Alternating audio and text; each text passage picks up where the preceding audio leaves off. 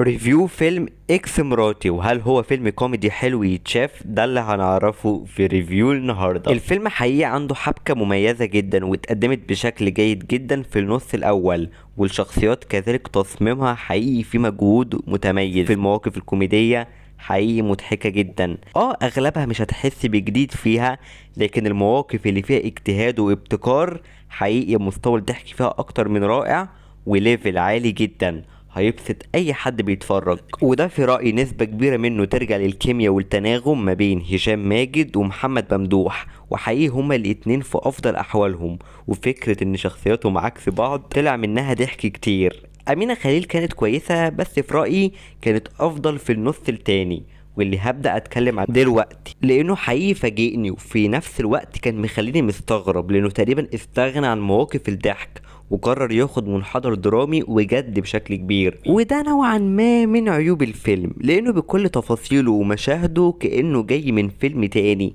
ده حتى الاداءات التمثيلية من الثلاثي اختلفت تماما، وعندهم مشهد درامي حقيقي مؤثر جدا. وده بقى موضوع مربك، اللي هو انا معجبنيش المنحدر اللي انت خدته، بس في نفس الوقت احترمت اللي انت قدمته. علشان كده اعتقد لا، لما اشوف الفيلم تاني يمكن اقدر ده، بس حاليا انا بقول ما كانش لازم يكون جد قوي كده، ويكون على الخفيف علشان يناسب اجواء الفيلم.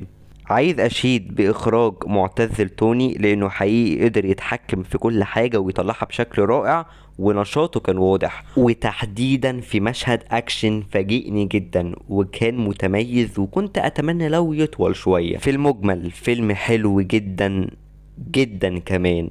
كان ناقص بعض الحاجات زي المواقف الكوميدية اللي كانت محتاجة تجديد شوية، باستثناء موقفين تلاتة، وهشام ماجد السنة دي بتاعته وماشي على خط ممتاز، وأتمنى يفضل كده على طول. تقييم النهائي 8.5 من 10.